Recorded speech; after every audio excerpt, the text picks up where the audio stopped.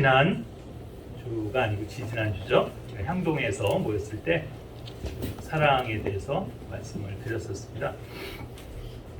그때 그 사랑의 정의와 개념에 대해서 말씀을 드렸었고요. 그래서 사랑에 대한 성경적 정의는 하나님이 그 사랑이시라는 거였습니다. 그런데 오늘날 하나님의 사랑에 대한 큰 오해 중 하나가 하나님께서 이 세상이나 죄인들을 사랑하고 계시다는 그 말이었습니다. 하지만 기억하시겠지만 요한복음 3장 16절에서 하나님께서 세상을 사랑하신 것은 그 아들 예수 그리스도를 주신 것을 말하기 때문에 그것은 과거의 일이고 또 단 한 번으로 충분하다는 사실을 말씀드렸었습니다. 그렇다면 오늘도 역시 사랑에 대해 오늘날 교회들이 가지고 있는 큰 오해에 대해서 언급하는 것으로 말씀을 시작하려고 합니다. 그것은 하나님께서 교회에게 주신 명령이 이웃을 사랑하는 것이라고 생각하는 그거입니다. 그러나 이웃을 사랑하는 것은 엄밀히 말해 율법의 명령이고 그것은 구약의 유대인에게 주신 명령임을 우리는 분별해야 합니다. 마태복음 22장 36절부터 40절에 보면 어떤 사람이 와서 선생님이여 율법 중에서 어느 명령이 크니까? 라고 묻습니다. 여기 분명히 율법 중에서 어떤 명령이 크냐고 물어봤을 때 예수님께서 대답하시기를 내 마음을 다하고 혼을 다하고 생각을 다하여 주 내 하나님을 사랑하라. 이것이 첫째라는 명령이다.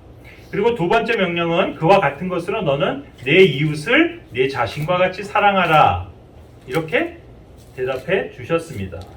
그러면서 역시 예수님께서도 바로 그 명령들이 모든 율법과 또 구약의 선지자들의 글에 이 명령이 달려있다. 이렇게 말씀해 주십니다. 마가복음 12장 28절부터 34절에서도 서기관들 중에 한 사람이 예수님께 와서 묻습니다. 모든 그 율법의 명령 중에서 첫 번째 명령이 무엇입니까? 라고 했을 때 예수님께서도 역시 답하시기를 첫째 명령은 바로 주 내 하나님을 사랑하는 것이다. 이렇게 말씀하시고 두 번째 명령도 그와 같으니 이것인데 바로 너는 내 이웃을 내 자신과 같이 사랑하라. 이렇게 하셨습니다. 분명히 이 명령들은 율법 안에서 주어진 명령입니다. 반면에 우리 신약교회에게 주신 명령은 이웃을 사랑하는 게 아니라 서로 사랑하는 것입니다. 요한복음 13장 34, 35절 다 익히 잘 아시는 말씀인데 새 명령을 너희에게 주노니 서로 사랑하라. 내가 너희를 사랑한 것 같이 너희도 서로 사랑하라. 유명한 말씀이죠. 분명 이것은 예수님을 통해 주시는 새 명령입니다. 다시 말해 모세를 통해 주셨던 옛 명령들에 해당하는 율법과는 구별되는 새로운 명령인 겁니다. 앞선 구절들에서 확인한 대로 율법으로 주어진 옛 명령들은 두 가지 명령으로 축약될 수 있는데 바로 하나님을 사랑하는 것과 이웃을 사랑하는 것입니다. 그런데 새 명령에서는 하나님을 사랑하라는 말도 없이 그저 서로 사랑하라고만 말할 뿐입니다. 사실 신약 성경 안에서는 하나님을 사랑하라 라는 직접적인 명령을 찾아볼 수 없습니다. 구약 속에서는 하나님을 사랑하라 라고 하신 말씀을 많이 만날 수 있는데 반해서 말입니다. 아까 예수님도 언급하셨던 그 구절은 신명기 6장 5절입니다. 내 마음을 다하고 혼을 다하고 힘을 다하여 주 내 하나님을 사랑하라. 신명기 11장 13절, 신명기 30장 20절 모두 하나님을 사랑할 것을 명령하고 계십니다. 또한 여호수아 23장 11절에서 너희는 스스로 매우 조심하여 주 너희 하나님을 사랑하라. 시편 31편 23절에서 오 주의 모든 성도들아 너희는 그분을 사랑하라. 이렇게 직접적으로 하나님을 사랑하라라고 명령하십니다. 물론 그렇다 해서 신약에 와서 하나님을 사랑하는 게 없다는 말은 아닙니다. 신약에서도 당연히 하나님을 사랑해야 합니다. 그래서 지금 앞에 있는 구절에서 보시는 것처럼 누구든지 하나님을 사랑하면 하나님도 그 사람을 아신다고 하셨고, 또 그분의 목적에 따라 부르심을 받은 자들이 하나님을 사랑한 자들이라고도 말씀하시고, 또 너희 마음을 인도하셔서 하나님을 사랑하게끔 하게 해달라고 바울은 또 그렇게 원하고 있고, 심지어는 고린도서 16장 22절에서는 주 예수 그리스도를 사랑하지 아니하면 주께서 임하심으로 저주를 받을지어다라고까지 선포를 하고 있습니다. 그럼에도 불구하고 신약에서 굳이 하나님을 사랑하라고 직설적으로 말할 필요가 없는 것은 새 명령인 서로 사랑하면 하나님을 사랑하는 것이 증명되기 때문입니다. 다시 말해 율법에서는 하나님을 사랑하는 것과 이웃을 사랑하는 것이 서로 다른 것으로 각각의 명령인 반면 새 명령에서는 그 둘이 합쳐져 있는 겁니다. 그런데 많은 사람이 오해하는 것처럼 서로 사랑하는 것이 이웃을 사랑하는 것으로 여깁니다. 오늘날 교회들은 교회가 이웃을 사랑하는 것이 주님의 명령이라 생각합니다. 하지만 새 명령은 이웃을 사랑하는 것이 아닌 서로 사랑하는 것입니다. 그러면 도대체 누가 이웃이고 서로는 누구를 의미합니까? 사실 우리가 조금 전에도 그 율법에서 확인했지만 내 이웃을 내 자신과 같이 사랑하라는 것은 율법의 명령이 주어진 그 대상이 되는 유대인입니다. 레위기 19장 18절은 바로 그것을 말씀하고 있습니다. 내 이웃을 내 자신과 같이 사랑하라. 이 명령이 주어지는 이 레위기 19장 18절 앞에 구절들 한번 시간 내서 읽어보시길 바라는데 거기에는 실제로 이웃을 사랑해야 하는 것이 어떤 내용들인지가 나와 있습니다. 그리고 바로 이 레위기 19장 말씀을 시작하는 1절에서 이 명령들이 누구에게 주는지를 명확하게 하고 계십니다. 1절, 2절입니다. 주께서 모세에게 말씀하여 이르시되 이스라엘 자손의 온 회중에게 말하고 그들에게 이르라. 자, 누구에게 말하라고요? 이스라엘의 온 회중입니다. 그러니까 지금 이것은 분명히 이스라엘 백성들, 유대인들, 그들에게 주시는 명령입니다. 그러니까 이스라엘 자손들에게 하는 명령이기에 그 속에 지금 이웃으로 표현되는 자들은 당연히 그 이스라엘에 속한 유대인들을 뜻합니다. 이것은 이스라엘에게 해당되는 일종의 동포애입니다. 그리고 심지어 이런 이웃사랑의 범위는 타민족일지라도 이스라엘 지경 안에 있는 자들까지도 포함한다는 사실입니다. 그 레위기 19장 34절에 너희와 함께 거하는 그 나그네를 너희 가운데서 태어난 자같이 여기며 내 자신과 같이 사랑하라. 너희는 이집트 땅에서 나그네였느니라. 나는 주 너희 하나님이니라.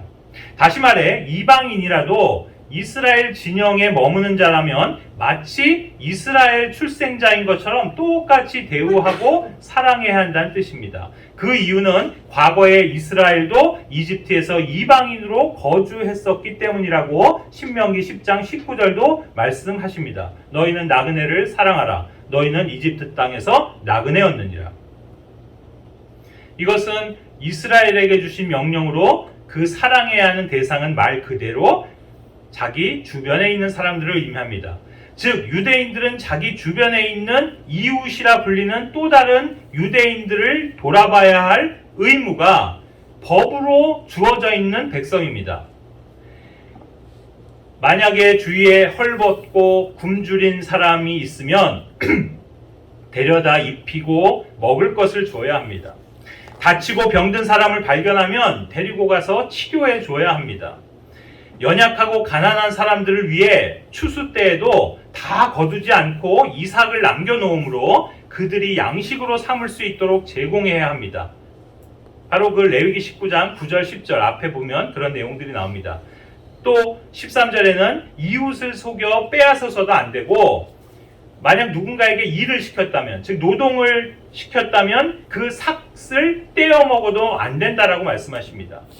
그리고 15절에서는 이웃을 재판할 때 외모를 존중해서 가난한 자를 편파적으로 재판해서도 안 된다라고 하십니다. 바로 이런 것들이 구약에서 이웃을 자신과 같이 사랑하는 것의 구체적인 실천 방안입니다.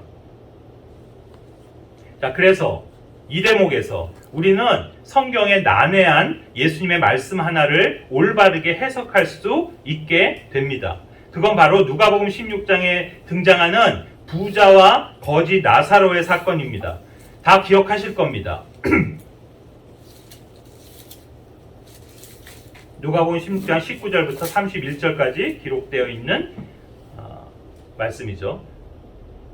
우리 모두 다 잘 아는 이야기인데 사람들은 거기서 왜 부자는 지옥에 갔고 거지 나사로는 낙원으로 갔는지에 대해 의문을 품지 않습니다. 왜냐하면 나사로는 예수님을 믿었기 때문에 낙원으로 간 것이고 부자는 믿지 않아서 지옥에 간 것으로 당연하게 여기기 때문입니다. 하지만 이는 말도 안 되는 이야기인데 그 이유는 이 스토리를 지금 예수님께서는 과거의 사건으로 말씀하고 있을 뿐더러 예수님이 이 이야기를 하는 이 시점엔 예수님도 아직 십자가로 가시기 이전이기 때문입니다. 여기 분명히 보시면 어떤 부자가 있었다. 영어로 there was. 예? 과거로 말씀합니다. 또 그 나사로라고 이름하는 어떤 거지가 있었다. There was. 이렇게 말씀하고 있습니다. 그러니까 당시로는 그 누구도 예수님을 믿어 천국에 가거나 예수님을 믿지 않아 지옥에 가는 시절이 아니었던 겁니다. 그런데도 오늘날 교회들은 순진하게도 믿으면 천국 가고 안 믿으면 지옥 간다는 그 논리의 실증으로 이 스토리를 사용하고 있다는 사실입니다. 하지만 이 부자와 나사로 이야기는 예화가 아닌 실제 일어난 사건이라는 것을 먼저 알아야 하고 또 그 시대적 배경은 구약이라는 사실 또한 분명히 알아야 합니다. 그렇다면 그 부자가 지옥에 간 이유는 다름 아닌 바로 이웃사랑의 법령을 어겼기 때문임을 알 수 있습니다. 그는 살아생전 자기 대문 앞에 누워 구걸하던 나사로를 늘 봐왔으면서도 그를 외면했던 겁니다. 다시 말해 그를 데려다 씻기고 입히고 먹여야 하는 그 이웃사랑을 실천하지 않은 겁니다. 즉 우리가 아까 확인한 율법의 제2계명을 위배한 것이기에 그는 죽어 지옥에 간 겁니다. 자, 그렇다면 이 율법의 제2명령을 오늘날 신약의 그리스도인들인 우리에게 적용한다고 한번 해봅시다. 저와 여러분, 여기 우리 모두는 다 지옥에 갈 겁니다. 제가 지난번 사랑에 대해서 첫 번째 말씀드렸을 때 어떤 노숙자의 예를 들면서 저는 솔직히 말해서 그런 사람 가까이 가거나 친근하게 대화할 자신이 없다고 말했던 걸 기억하실 겁니다. 그렇다면 저는 지옥에 가야 하지 않겠습니까? 그렇지 않습니까? 우리들 주변엔 무수히도 많은 불우한 이웃들이 있지 않습니까? 공원에도, 기차역에도, 쪽방촌에도, 병원에도, 보호시설들 안에도 가난하고 병들고 힘없는 사람들이 얼마나 많습니까? 또 억울한 일을 당해 피켓을 들고 법원 앞에서, 국회 앞에서, 구청 앞에서 시위를 하며 호소하는 사람들 또한 얼마나 많습니까? 그런데 왜 여러분은 그런 이웃들을 외면하십니까? 발벗고 그들을 도와야 하고 거두어야 하지 않겠습니까? 하지만 솔직히 우리는 그런 사람들을 돕기는커녕 심지어 내 옆집에, 내 뒷집에 누가 사는지도 잘 모르고 또 그 사람들이 어떤 상태에 놓여 있는지에 대해서도 무관심합니다. 그렇다면 우리 모두는 전혀 이웃을 사랑하는 사람들이 아니질 않습니까? 그렇다면 지옥에 가야 하는 거 아닙니까? 과연 그리스도인과 교회의 이웃은 누구입니까? 대한민국이라는 이 나라에서 함께 살아가고 있는 저 모든 불신자들을 말하는 겁니까? 그리고 그들을 내 자신처럼 사랑해야 하고 그렇지 않으면 지옥에 떨어지는 겁니까? 왜 하나님을 사랑하고 내 이웃을 내 자신처럼 사랑하라는 그 구약의 명령을 마치 우리가 지켜야 하는 명령인 것처럼 주장함으로 스스로를 지옥으로 밀어넣는 겁니까? 만약에 지금 저의 이런 말들이 꽤나 충격적으로 받아들여진다면 그것은 그만큼 우리가 성경에 대해 무지한 자들이었음을 드러내는 겁니다. 더욱 가관인 건 이웃을 사랑해야 하는 것에서 더 나아가 이제는 원수들을 사랑해야 한다고까지 가르칩니다. 마태복음 5장 43절 44절을 보시면 너는 내 이웃을 사랑하고 내 원수들을 미워하라 한 것을 들었으나 나는 너에게 이르노니 너희 원수들을 사랑하며. 누가 한 말입니까? 예수님이 한 말입니다. 분명히 예수님이 하신 말씀 맞습니다. 하지만 이게 우리한테 한 말이라고 생각하십니까? 아니, 이웃도 제대로 사랑하지 못하는 사람들한테 원수들까지 사랑하라고요? 오른뺨을 맞으면 왼쪽 뺨도 대주는 거는 고사하고 되려 상대방 멱살을 맞잡거나 머리끄댕이를 잡아서 팥줄소로 끌고 가는 사람들한테 말입니다. 그 종교 지도자들은 자기들은 조금만 해코지를 당해도 고소 고발을 남발하면서 다른 사람들한테는 원수를 사랑하라고요? 그래서 그들은 말만 하고 행하지는 아니하는 사람들입니다. 그 무거운 멍에를 사람들에겐 지우고 자기들은 손가락 하나 까딱하지 않는 사람들, 바로 마태복음 23장 3절 4절에서 우리 주님이 경고하신 바로 그 종교인들입니다. 이처럼 성경 말씀은 사용하기에 따라 사람을 살리기도 하고 죽이기도 한다는 사실을 늘 기억하시기 바랍니다. 성경 말씀을 바르게 나눌 줄 아는 것이 얼마나 중요한지 다시 한번 실감케 됩니다. 저 마태복음 5장 43절에서 하신 그 예수님의 말씀은 소위 산상수훈이라고 불리는 가르침인데 그 산상수훈은 사실 왕국의 법령입니다. 그렇지만 이것을 구분할 줄 모르는 오늘날 대다수의 목회자들은 이 산상수훈을 가지고 얼마나 자주 설교를 하는지 모릅니다. 그러다 보니 이웃을 사랑하라는 그 명령이 오늘날 교회들의 얼마나 큰 좌우명으로 자리 잡았는지를 모릅니다. 그러나 다시 한번 정리하자면 내 이웃을 사랑하고 내 원수를 미워하라는 명령은 구약의 유대인들에게 해당되는 것이고 내 이웃을 사랑하고 내 원수마저도 사랑하라는 명령은 천년왕국 백성들에게 해당하는 겁니다. 이 시대 교회에게 주신 명령은 그것이 아니라 확인한 것처럼 서로 사랑하는 것입니다. 비록 사도 바울의 서신서에서도 이웃을 내 자신과 같이 사랑하라는 문구를 발견할 수는 있지만 그 구절들은 모두 그저 율법을 인용한 것에 불과합니다.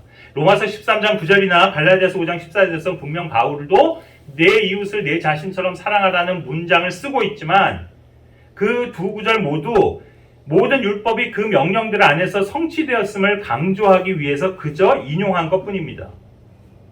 그러므로 신약교회 성도들, 즉 그리스도인들이 사랑해야 하는 대상은 이 세상의 불신자 이웃들이 아니라 교회 안의 성도들입니다. 그래서 너희가 서로 사랑하라고 했을 때 그 너희에 해당하는 바로 그 사람들입니다. 신약 성경이 너희라고 부를 때 그것은 믿는 자들끼리를 두고 하는 말입니다. 결코 우리의 이웃은 이 세상 사람들이 아닙니다. 물론 세상적인 관점에서야 이웃이라고 부를 수 있겠지만 성경적인 관점에선 그렇단 말입니다. 그래서 교회는 이 세상의 이웃을 사랑하는 게 아닙니다. 그리스도인은 이 세상을 사랑해야 할 아무런 이유가 없으며 또 그래서도 안 되는 겁니다. 또한 마찬가지로 이 세상 안에 있는 사람들도 우리가 사랑해야 하는 대상이 아닌 겁니다. 그런데도 사람들이 그래야 한다고 생각하는 데에는 바로 지난 시간에 설명드렸다시피 하나님께서 세상을 사랑하고 예수님께서 세상 사람들을 사랑하시기 때문이라고 믿기 때문입니다. 즉 하나님께서 이 세상의 사람들을 여전히 사랑하고 계시다고 여기기 때문에 우리도 그분처럼 세상이나 세상 사람들을 사랑해야 된다고 생각하는 것입니다. 그러나 예수님이 사랑하신 사람들도 바로 너희에 해당하는 사람들임을 다시 한번 확인케 됩니다. 새 명령을 너희에게 주노니 서로 사랑하라. 내가 너희를 사랑한 것 같이 너희도 서로 사랑하라. 예수님이 사랑하신 대상도 너희고 이 명령을 주셔서 사랑해야 될 서로 그 대상도 서로입니다. 그렇다면 이제 그리스도인들 간에 서로 사랑하는 것은 뭐고 또 어떻게 해야 하는 것인지에 대해서 말씀을 드려야 할 텐데 바로 이 사랑이라는 지금 설교 시리즈의 이것은 결론에 해당되기 때문에 제가 제일 뒤로 미루고 먼저는 사랑의 여러 가지 다른 측면들을 성경적으로 한번 정리해 보려고 합니다. 우선 지난 시간에 제가 말씀드렸었던 내용인데 기억하실지 모르겠습니다. 성경에서 사랑이란 단어가 늘 긍정적으로만 사용되지는 않는다고 했었습니다. 기억하십니까? 즉 사랑이 부정적인 경우에 해당하는 것들이 있다는 그 사실입니다. 그런 점을 염두에 두고 살펴볼 첫 번째 영역은 자식을 향한 부모의 사랑입니다. 지난 시간에도 확인했던 것처럼 성경에서 사랑이라는 단어가, 그 러브라는 단어가 가장 처음 등장하는 곳이 어디라고 그랬죠? 바로 창세기 22장 2절에서 하나님께서 아브라함의 믿음을 시험하시는 그 장면입니다. 하나님은 아브라함이 늦게 얻어서 너무나도 귀하고 사랑스러운 아들인 이삭을 바치도록 요구하심으로써 아브라함이 하나님을 사랑하는지 아니면 아들 이삭을 사랑하는지를 시험하셨던 겁니다. 이 사건에서도 알 수 있듯이 일반적으로 부모는 누구나 자기 자식을 사랑합니다. 그래서 이 세상 인간 사회에서 가장 고결한 종류의 사랑을 이야기할 때면 자식을 향한 부모의 사랑을 가장 첫 손가락에 꼽습니다. 하지만 부모의 자식 사랑이야말로 어쩌면 가장 이기적인 사랑일지 모릅니다. 왜냐하면 누구나 자기 자식만을 끔찍히 사랑하기 때문입니다. 그래서 사실 이것은 자기 보존과 자기 번식 그리고 자기 만족이라는 인간의 가장 기본적인 욕구에서 나오는 사랑으로 한마디로 말해 본능적 사랑입니다. 모든 짐승이 자기 새끼에 대한 애착을 태생적으로 갖고 있듯이 인간도 자기 자식을 향해 본능적인 애정을 갖는 것이 자연스러운 일입니다. 그래서 부모의 자식 사랑을 이타적이고 숭고한 사랑이라 부르는 것은 어폐가 있는 겁니다. 즉, 보호 본능에 의한 직관적 사랑에 가까운 사랑이라 할 수 있기 때문입니다. 그 결과 자식을 향한 부모의 애정 역시 순수하거나 완전한 사랑이라 말할 수 없습니다. 성경은 생존의 위기 앞에서 적나라하게 드러나는 인간의 본성은 그 천륜 지정마저도 무색하게 만듦을 보여줍니다. 에레미야가 4장 10절에 이런 말씀이 있습니다. 내 백성의 딸이 멸망할 때 인정받는 여인들의 손이 자기 자식들을 삶으니 그들이 저들의 음식이 되었도다. 이게 지금 무슨 상황인지 아십니까? 극한 배고픔 앞에서 자기 자식을 삶아 먹는 이런 광경이 문명사회에서는 존재할 수 없는 모습이라고 생각하실지도 모르겠지만 성경은 그것이 인간의 본성이며 인류의 역사가 그렇다는 것을 기록하고 있습니다. 여기 그 실증이 있습니다. 열왕기하 6장 28절 29절에 또 그녀에게 이르되 너를 괴롭게 하는 것이 무엇이냐 하니 그녀가 응답하되 이 여인이 내게 말하기를 내 아들을 내라. 우리가 오늘 그를 먹고 내일은 내 아들을 먹으리라 하매 이에 우리가 내 아들을 삶아 먹었나이다. 다음날 내가 그녀에게 이르되 내 아들을 내라. 우리가 그를 먹으리라 하였으나 그녀가 자기 아들을 숨겼나이다.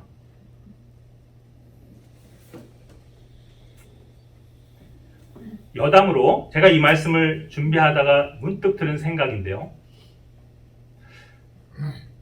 하나님의 말씀이 이 성경은 공부하면 할수록 정말 사람들의 바람과는 다르게 휴머니즘과는 정말 거리가 멀구나 그런 생각을 하게 됩니다. 그래서 아마 이런 류의 설교를 오늘날 일반 교회에서 한다면 매우 인기가 없을 거고 또 사람들이 불편해할 것을 압니다. 왜냐하면 오늘날 교회들은 그 안에 휴머니스트들이 차고 넘치기 때문입니다. 하지만 오늘 여기 계신 분들은 휴머니스트가 아니라고 믿기에 이제 조금 더 이 불편한 진실들에 대해서 말씀을 이어가겠습니다. 지금 이 스토리에서 이기적이고 삐뚤어진 두 가지 형태의 부모의 자식 사랑을 봅니다. 자기들이 굶어 죽게 생겼다고 자식을 삶아 먹지를 않나. 또 그런 와중에도 남의 자식은 기꺼이 먹을 수 있지만 자기 자식만 살리겠다라고 숨기는 데에서 바로 부모의 자식 사랑이라는 것이 얼마나 잘못될 수 있는지를 보여줍니다. 첫 번째 그 어머니에게서 발견되는 진리는 자기의 친자식이라도 자기 자신보다는 앞서지 않는다는 겁니다. 이 기록에서처럼 기근으로 아사 직전까지 내몰린 인간은 자기 자식이라도 잡아먹어 목숨을 부지하려는 존재임을 증명합니다. 역사적으로도 그 독일 나치 그 아우슈비츠 수용소 아실 겁니다. 그 가스실에서 유대인들이 집단으로 학살될 때 저들은 고통스러운 가스가 차오르는 순간 바깥으로 탈출하려고 자기의 어린 자녀들을 밟고 벽을 기어오르려 몸부림을 쳤던 겁니다.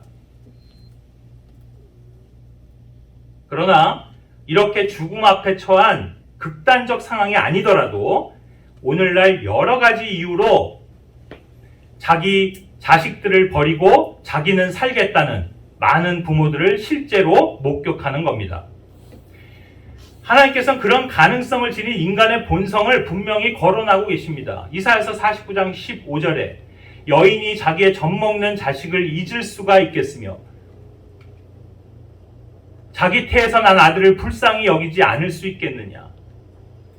참으로 그들은 혹시 잊을지라도 나는 너를 잊지 아니하리라. 뭐라 말씀하십니까? 인간 부모는 자기 자녀들을 잊을 수 있다는 겁니다. 자기가 낳은 아들을 품에 안는 것이 인간의 본성이고 본능인 게 틀림없음에도 경우에 따라서는 그 자녀를 포기하고 버리고 잊기도 한다는 겁니다. 생사의 기로에 선 극한 경우가 아닌데도 현대 부모들은 그렇게 자식을 매정하게 버립니다. 돈 몇 푼 때문에 버리고, 원치 않았지만 생긴 아이라고 버리고, 장애가 있다고 버리고, 부부가 이혼했다고 자식을 서로 떠넘기다가 버리고, 재혼하겠다고 버리고, 키울 자신이 없다고 버리고, 그렇게 이유 같지 않은 이유들로 자기가 낳은 자식을 버리는 겁니다. 이것은 특히 마지막 세대의 특징이라고 볼 수 있는데 그 이유는 현대인들이 천연의 애정마저도 저버리는 위험한 시대를 살고 있기 때문입니다. 또 이것을 알라. 즉 마지막 날들의 위험한 때가 이르리라. 그들은 본성의 애정이 없다. Without natural affection. 무슨 말입니까? 바로 사람이나 짐승이나 천연적으로, 태생적으로, 자연적으로 갖는 그 애정마저도 거부하고 부정하는 것이 오늘날 마지막 세대의 사람들의 그 모습이라는 겁니다. 그 스토리에서 두 번째로 남의 아들은 잡아먹고 자기 아들은 숨겼던 그 엄마를 통해 보게 되는 자식 사랑은 전혀 이타적이거나 고귀한 사랑과는 거리가 멀다는 점입니다. 제가 조금 전에 부모의 자기 자식 사랑이야말로 이 세상에서 어쩌면 가장 이기적인 사랑이라고 한 이유가 바로 이것입니다. 뭡니까? 남의 자식은 되지만 내 자식은 안 된다는 겁니다. 오늘날도 얼마나 많은 부모들이 오직 자기 자식만을 위하고 자기 자식만 잘 되면 그만이라는 식의, 그래서 다른 사람들의 자식들은 어떻게 돼도 상관없다는 태도를 갖습니다. 제가 어떤 드라마에서 본 것 같은데 자식을 대신에 살인을 저지르면서도 나는 내 자식을 위해서라면 이보다 더한 일도 할 수 있고 뭐든 할 수 있다라고 소리치는 그런 어머니의 모습을 본 적이 있습니다. 과연 이런 걸 우리는 강한 모성애라고 할 수 있을까요? 요즘 한참 뉴스를 장식하는 그 수사본부장으로 임명되자마자 아들의 학폭 문제로 사퇴한 검사 출신 그 사태도 보지 않습니까? 정작 폭력의 피해 학생은 지금까지도 그 후유증에 시달리며 인생이 망가졌는데도 아랑곳하지 않고 오로지 가해자인 자기 아들이 잘못되면 안 된다고 모든 권력과 방법을 총동원한 그 아버지는 아마도 내가 사랑하는 내 아들을 위해 아버지로서 당연한 일을 한다고 생각했을 겁니다. 정말 그 아버지는 아들을 사랑하는 걸까요? 실은 그거 역시 자기 보전 본능에서 나온 마음일 뿐입니다. 그런데도 이런 것들을 사람들은 모성애요, 부성애요, 부모 사랑이라 말합니다. 정말 아들을 사랑하는 아버지라면 잘못한 자기 아들이 처벌받고 강제 전학 조치 되더라도 그걸 받아들였어야 했고, 설사 대학 진학에 불이익을 받는 한이 있더라도 그 전과가 생활기록부에 남게 놔뒀어야 하는 거 아니겠습니까? 그리고 오히려 누구보다 그 아들을 개인적으로 더 크게 혼냈어야 하지 않겠습니까? 하지만 그 아버지는 그렇게 하지 않았고 도리어 자기 아들의 행적을 지우기 위해서 정말 다 뉴스에서 보셨지만 끈질기게 끝까지 끌고 갔습니다. 그런데 실은 그 아버지만이 아니라 다른 많은 아버지, 어머니들도 만약 그런 입장에 처했다면, 그리고 그 검사처럼 할 수 있는 실력이나 힘이 있다면 아마도 다 그렇게 할지 모릅니다. 과연 그런 것을 진정한 부모의 사랑이다, 또는 자식을 향한 부모의 숭고하고 헌신적인 사랑이다, 그렇게 말할 수 있을까요? 진정 아들과 딸을 사랑하는 부모가 누구입니까? 성경은 잘못한 자식을 징계하는 부모가 실은 그 자녀를 진정 사랑하는 거라고 말씀하고 있습니다. 잠언 13장 24절에 회초리를 아낀 자는 자기 아들을 미워하거니와 그를 사랑한 자는 어릴 때 그를 징계하느니라. 히브리서 12장 7절부터 9절에서도 진짜 아버지는 아들을 징계한다고 했습니다. 징계하지 않는 아들이라면 그거는 아들이 아니다, 사생아다, 이렇게까지 말하고 있습니다.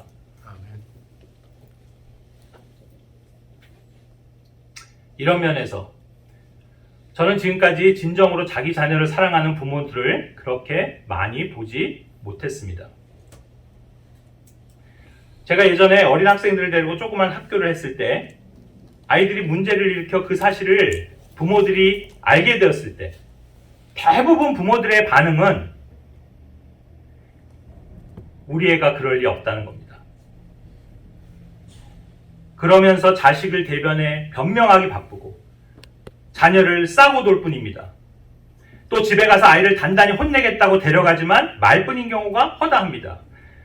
그러면서도 남의 집 애들이 잘못하는 데에는 추상 같습니다. 다 같이 잘못했는데도, 아니 자기 애가 잘못한 경우도 다른 집 자녀들에게서 잘못을 찾아내려 하고 또 책임을 씌우려 합니다. 저 어렸을 때의 한 기억이 있습니다. 여기 있는 제 동생이 되는 진선 형제의 그 일인데, 아주 어렸을 때 초등학교 때일 겁니다. 우리 동교동 집에 살 때 진선 형제가 되게 개구졌거든요. 그 동네 친구들 데려다가 하루는 우리 집 마당에서 놀고, 우리 집이 또 신기한 구조로 돼 있어서 막 옆에 벽도 타고 막 이렇게 놀았습니다. 진선 형제는 그 사건을 기억하고 있는지 모르겠는데 본인도 그렇게 막 그 진선이와 그 친구들, 동네 친구들이 그 놀다가 어떤 한 친구가 담 위에서 아래로 떨어졌습니다. 참 아찔한 상황이었지만 감사하게도 그 아이는 다치지 않았습니다. 그런데 이제 사고가 나자마자 바로 그 동네니까 거기 옆에 가서 그 엄마한테 사실 알려주고, 그 엄마는 득달같이 달려왔는데 그 자기 아들을 보자마자 하는 말이, 괜찮아? 어디 다친 데 없어? 하는 게 아니라, 누가 그랬어? 얘가 밀은 거지. 진선이가 밀은 거지. 하면서 그 화살을 진선이에게 돌리는 걸 목격했습니다. 왜 이렇게 부모들은 자기 자녀만 끔찍히 생각하고 남의 자녀는 안중에도 없을까요? 이것 역시 왜곡된 인간의 본성인데, 오늘날 사람들은 자기를 사랑하는 자들이기 때문입니다. 또한 이것을 알라. 즉 마지막 날들의 위험한 때가 이르리라. 사람들이 자기를 사랑합니다. 사실 부모가 자기 자식에만 집착하고 자식만을 생각하는 그 이면에는 실은 자기를 사랑하는 마음이 자리하고 있습니다. 왜 자식 사랑이 자기 사랑입니까? 자식은 나의 분신이기 때문입니다. 다시 말해 자녀는 또 다른 자아입니다. 나의 유전자, DNA를 물려받은 존재입니다. 나의 모습을 닮았고 나의 기질과 성격을 이어받았으며 내 자신을 투영할 수 있는 존재인 겁니다. 남편이 아내에겐, 아내가 남편에겐 그런 걸 기대할 수가 없습니다. 왜냐하면 아내는 내 살 중에 살이며 내 뼈 중에 뼈일지는 몰라도 내 피를 갖고 있지는 않기 때문입니다. 나를 닮을 수 있는 유일한 사람은 오직 내 피를 소유한 사람입니다. 바로 내가 낳은 자식입니다. 거기서 나온 말이 바로 피는 물보다 진하다는 그 말입니다. 그래서 인간이 지닌 자기 보존 본능이나 자기 번식 본능이나 자기 만족 욕구는 자식에게도 동일하게 발현되는 겁니다. 왜 위협으로부터 본능적으로 자식을 보호합니까? 실은 자기를 보호하는 겁니다. 왜 자식을 낳으면 기쁘고 또 그 자식이 내 손자를 낳으면 더 기쁩니까? 내가 계속 존재하는 것과 다름없기 때문입니다. 자식이 수치를 당하면 왜 그 수치심을 부모가 느낍니까? 또 반대로 자식이 잘 되면 왜 부모가 우쭐해집니까? 자식이 잘 돼서 좋고 자식이 잘못돼 속상하다고들 말하지만, 물론 그 말이 틀린 말은 아닙니다. 보다 엄밀히 말하면 실은 내가 잘 되고 내가 잘못되는 것으로 치환하기 때문입니다. 즉 부모는 자식을 통해 자신이 원하는 모든 걸 대리 성취하고 대리 만족한다는 사실입니다. 그래서 결론적으로 말하면 한 사람의 자아 사랑을 측정하는 가장 확실한 바로미터는 자식에 대한 애정과 집착 정도입니다. 하나님도 그것을 잘 아셨습니다. 그래서 아브라함의 믿음을 시험하실 때 바로 그 아들, 자식을 건드리신 겁니다. 아들 이삭을 번제 헌물로 바치라고 요구하시는 그 말씀 속에 실은 인간이 또는 부모로서 가장 아킬레스건에 해당하는 그런 요소들이 들어있다는 사실을 발견할 수 있습니다. 다 함께 그 말씀을 보겠습니다. 창세기 22장 2절. 다 함께 읽어주실까요? 그분께서 이르시되 이제 내 아들 곧 내가 사랑하는 내 유일한 아들 이삭을 데리고 모리아 땅으로 가서 거기서 내가 내게 일러주는 산들 가운데 하나에서 그를 번제물로 드리라 하시니라. 여기 아들 이삭을 수식하는 세 가지 말을 통해서 좀 말씀을 드리고자 합니다. 여기 그냥 아들 이삭이 아닙니다. 첫 번째 무엇입니까? 내 아들입니다. 너의 아들. thine. 이게 현대어로는 yuor죠? your son입니다. 이삭은 너의 아들입니다. 다시 말해 아브라함 입장에선 나의 아들입니다. 즉 나의 소유란 뜻입니다. 그런데 지금 내 아들을 드려야 하는 겁니다. 남의 아들이라면 드리는데 큰 어려움도 갈등도 없는 겁니다. 하지만 항상 사람들은 내 것이라 생각하는 것을 포기하기가 어려운 겁니다. 그렇지 않습니까? 그것이 무언가가 포기가 되든 드려지든 희생되든 사라지든 그게 내 것이 아니라 다른 사람의 것이라면 무슨 문제를 느끼겠습니까? 그래서 하나님께서도 항상 우리에게 요구하시는 바는 각자의 것입니다. 내 것, 나한테 속한 것, 내가 움켜쥐고 있는 것, 내 명의로 된 것, 바로 그것을 드리라는 겁니다. 그것이 시험입니다. 테스트. 오늘날 자녀 문제가 가장 큰 시험의 영역이요, 가장 큰 기도의 제목이 되고 있는 수많은 그리스도인 부모들이 있습니다. 분명한 사실은 그 아들이 내 아들이고 그 딸이 내 딸이라고 생각하는 한 그 문제는 해결되지 않을 겁니다. 하나님께서는 아브라함에게 내 아들이라고 말씀하셨지만 놀랍게도 아브라함은 이삭을 자기의 것이라 생각하지 않았던 것 같습니다. 왜냐하면 자기 능력으로 낳은 아들이 아니었고 그야말로 기적 같은 하나님의 은혜로 받은 아들이었기 때문입니다. 그래서 아브라함이 이삭을 그렇게 주저함 없이 드리려고 했던 것은 그 아들이 하나님께로부터 왔기에 다시 하나님이 취하셔도 당연하다라고 그렇게 믿었기 때문이라고 생각합니다. 두 번째는 뭡니까? 유일한 아들입니다. only son. 이삭을 유일한 아들이라 하십니다. 그러나 실제로는 다 기억하시겠지만 이스마엘이라는 아들이 먼저 있었습니다. 그런데 이스마엘은 하나님께서 약속하신 아들이 아니었습니다. 단순히 사라와 아브라함이 그들의 그 조급함으로 얻은, 그것도 함족 여종 하가를 통해 얻은 잘못된 아들이었습니다. 그래서 하나님 입장에서 분명하게 이삭만이 유일한 아브라함의 아들이라 할 수 있는 겁니다. 그런 견해는 아브라함에게도 동일했습니다. 아브라함은 자기의 씨는 이삭만이 유일하다는 사실을 믿고 있었습니다. 그래서 더욱 이삭은 아브라함에게 특별했습니다. 만약 하나님께서 이삭이 아닌 이스마엘을 번제헌물로 드리라고 했다면 훨씬 더 고민 없이 드릴 수 있었을 겁니다. 물론 이 말은 아브라함이 이삭을 드림에 있어서도 그가 고민했다는 말은 아닙니다. 그런 정황 증거는 나오지 않습니다.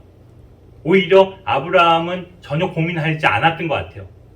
왜냐하면 그가 일찍 일어나 한 걸 보면 깊이 잘 잔 것 같습니다. 아무 고민도 안 하고 했기 때문에 그렇진 않겠지만 중요한 건 항상 시험이 되는 순간은 내가 드려야 하는 것이 유일한 것일 때입니다.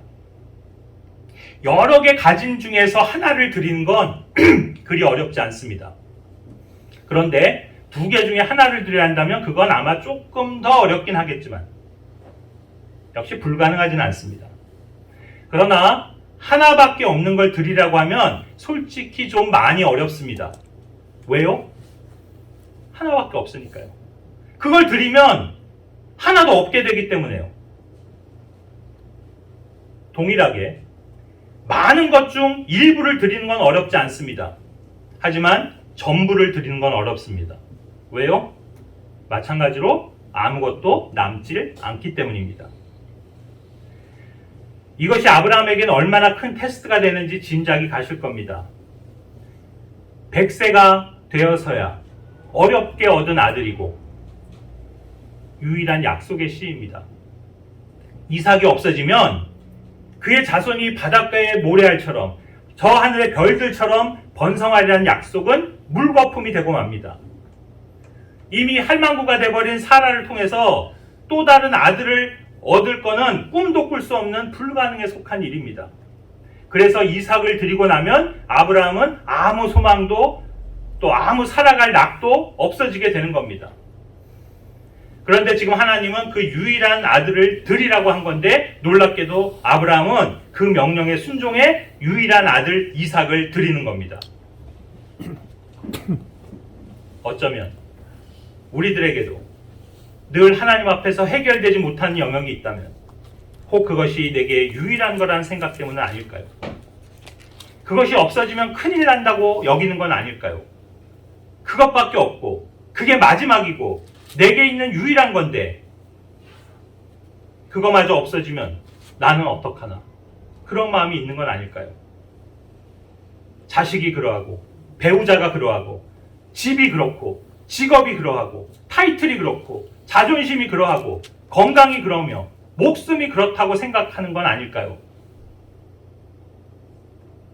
그래서 우리 속마음을 잘 아시는 하나님은 항상 얄궂게도 꼭 그걸 건드리십니다. 내가 유일하게 포기하지 못하는 것, 내가 다 희생해도 이것만큼 희생할 수 없다고 생각하는 것, 다른 건 다 양보해도 그것만이 양보할 수 없다는 것, 예?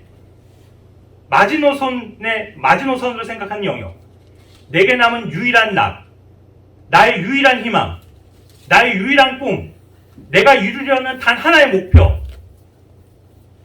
최후의 보루로 아껴놓은 그 무엇, 바로 그런 것들을 유일하신 하나님과 바꾸라는 요구를 주님은 하십니다. 세 번째입니다. 어떤 아들입니까? 사랑하는 아들입니다.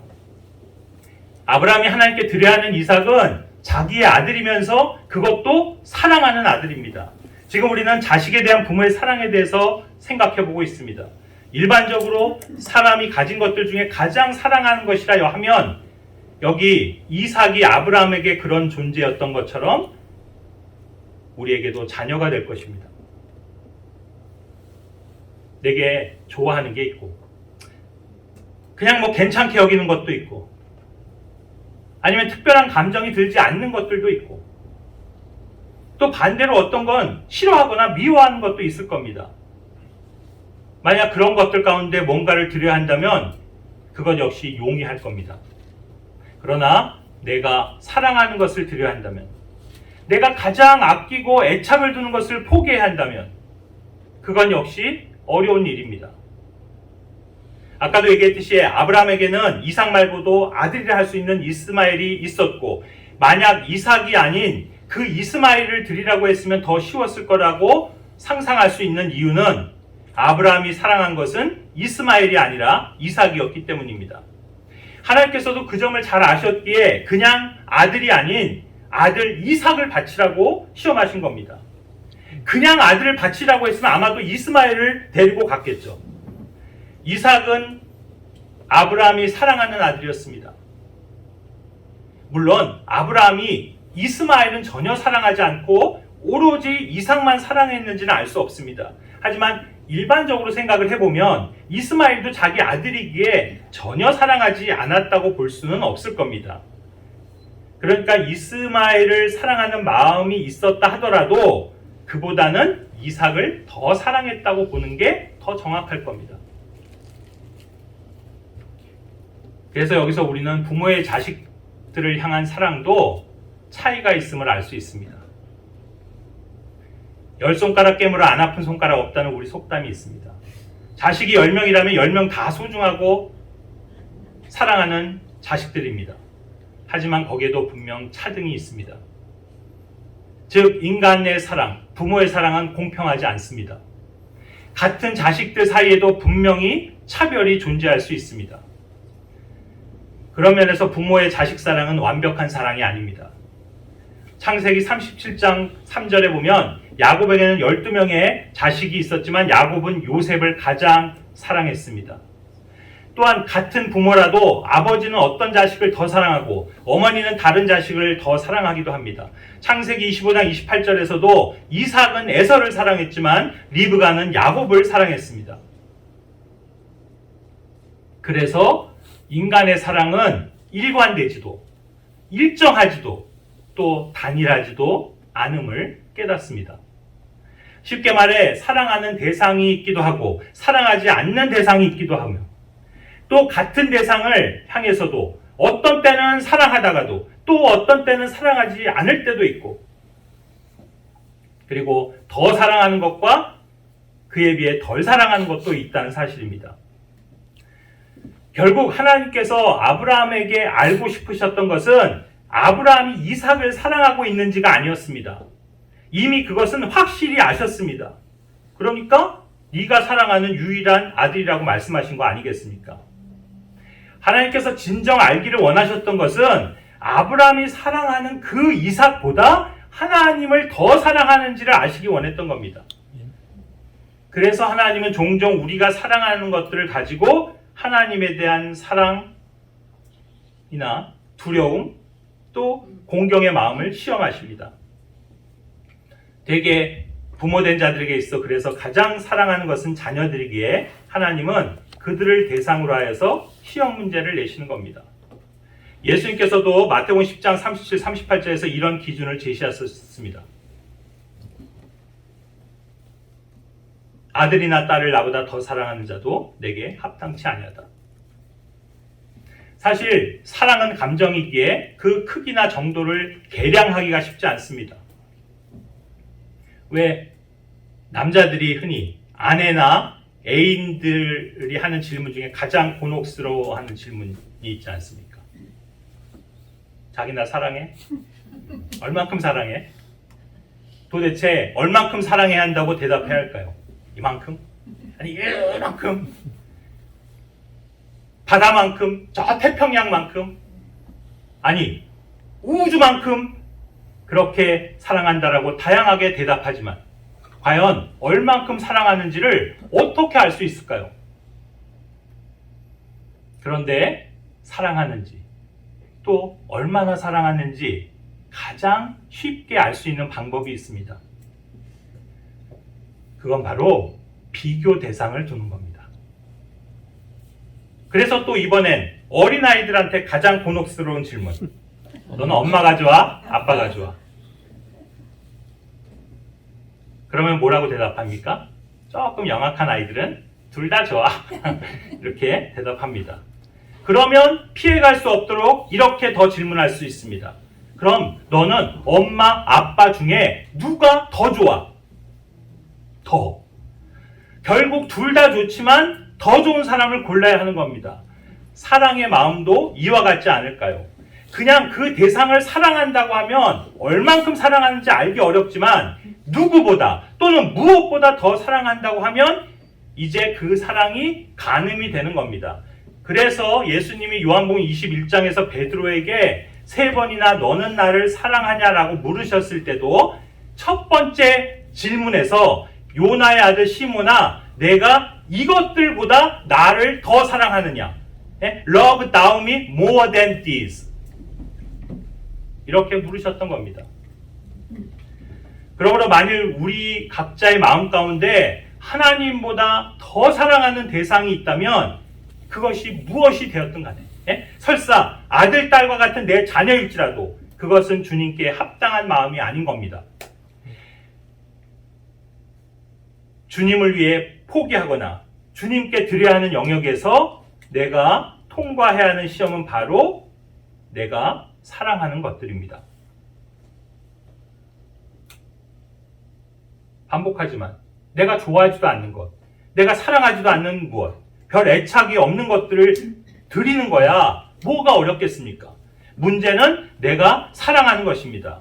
내가 사랑하는 그 무엇을 주님을 위해 포기하거나 주님께서 사용하시도록 드릴 수 있냐는 바로 그겁니다. 문제는 하나님보다 더 사랑하는 것, 주님보다 더 사랑하는 사람들이 있다면 바로 그것이 성경에서 부정적 의미로 사용되는 그 사랑의 용례들입니다. 하나님보다 사람을 더 사랑하는 것, 그것이 잘못된 사랑입니다. 하나님보다 자식을 더 사랑하는 것, 그것이 왜곡된 사랑입니다. 주님보다 남편이나 아내를 더 사랑하는 것, 그거 그릇된 사랑입니다. 하나님보다 자기 자신을 더 사랑하는 것, 그것이 위험한 사랑입니다. 하나님보다 돈을 더 사랑하는 것, 그것이 탐욕의 사랑입니다. 하나님을 사랑하기보다 쾌락을 더 사랑하는 것, 그것이 정욕적인 사랑입니다. 하나님의 왕국보다 이 세상을 더 사랑하는 것, 그것이 타락한 사랑입니다. 교회보다 이 세상 이웃을 더 사랑하는 것, 그것이 오류의 사랑입니다. 하나님의 진리의 말씀을 사랑하기보다 사람들의 교리를 더 사랑하는 것, 그것이 배교의 사랑입니다. 이처럼 우리는 사랑이 그냥 사랑이라고 해서 무조건 아름답고 좋은 것이다 하는 그런 생각을, 이게 잘못되었음을 인정해야 합니다. 성경은 그 사랑이 어떻게 올바르게 작동돼야 하는지, 즉 사랑의 대상이 누구가 돼야 하는지, 그리고 그것이 어떤 태도로서 발현이 돼야 되는지 바로 이렇게 우리들에게 보여주고 계십니다. 우리는 하나님이 사랑이심을 깨달으며 그 사랑이 어떻게 우리에게 나타난 바 된 것을 지난 시간에 공부했고, 또 오늘 우리는 이제 그래서 우리도 사랑해야 하는 어떤 대상들을 생각함에 있어서 그 첫 번째가 누가 돼야 하는지를 잠깐 말씀을 드린 건데, 바로 그것은 이제 서로 사랑하는 것이라고 했죠. 그리고 이제 그 부분에 대해서는 후에 다시 제가 더 자세하게 말씀을 드리겠고, 이제 일반적인 사랑 가운데 오늘 우리는 자녀들 향한 부모의 사랑이라는 것을 살펴봤습니다. 다음 시간은 더 기대하셔도 좋은데 남녀 간의 사랑에 대해서 말씀드리겠습니다. 어쨌든 우리가 성경을 통해서 올바른 사랑의 개념을 배워가는 그런 기회가 되기를 바라면서 오늘은 이 정도로 마무리하도록 하겠습니다. 기도하겠습니다.